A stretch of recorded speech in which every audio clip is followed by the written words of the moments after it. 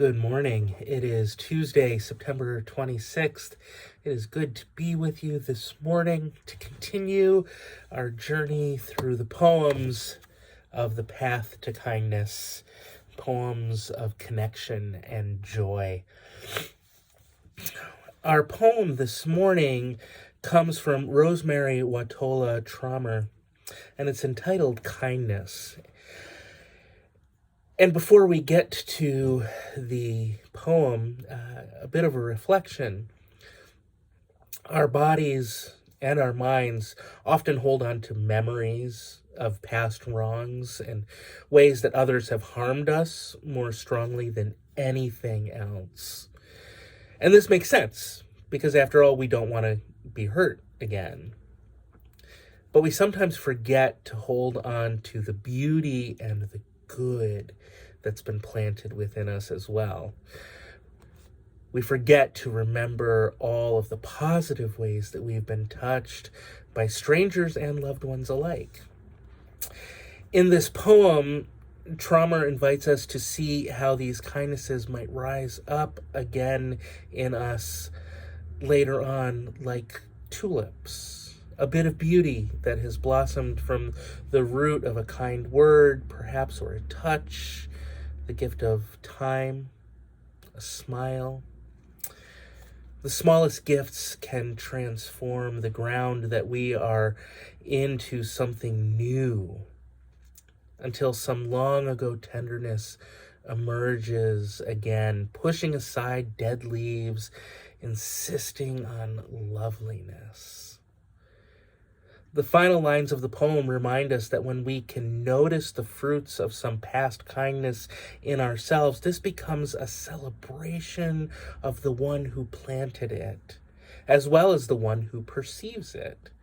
We can rejoice in recognizing how we have grown, like tulips, because of the caring attention of the many who came before us. As I read this poem, I am drawn to think about when Jesus says in Matthew chapter 6, verse 28, "Why do you worry about clothing? Consider the lilies of the field, how they grow.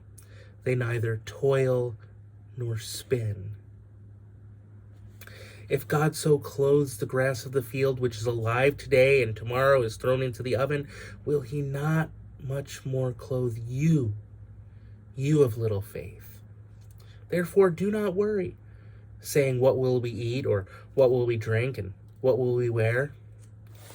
Do not worry." God shows us kindness. Perhaps we should show each other these small kindnesses. So here is Kindness by Rosemary Watola Trommer. Consider the tulip. How long ago someone's hands planted a bulb and gave to this place a living scrap of beauty. How it rises every spring out of the same soil, which is, of course, not at all the same soil, but new. Consider the 6 red petals, the yellow at the center, the soft green rubber of the stem, how it bows to the world. How the longer you sit beside the tulip, the more you want to bow too. It is this way with kindness. Someone plants in someone else a bit of beauty. A kind word, perhaps, or a touch, the gift of their time or their smile. And years later, in that inner soil, that beauty emerges again, pushing aside the dead leaves, insisting on loveliness. A celebration of the one who planted it, the one who perceives it, and the fertile place where it has grown. This morning, I want to encourage you to perhaps take some time and consider all of the ways that others have planted a bit of beauty in you. and all the many kindnesses that you have offered to others. How has your own life changed as a result of such simple, caring actions? How might you have changed the lives of others by simple, caring actions? Beloved, I hope that you have a wonderful day, that you have a good week, and as we end this morning, receive this benediction. May the peace of the Lord Christ go with you wherever he may send you.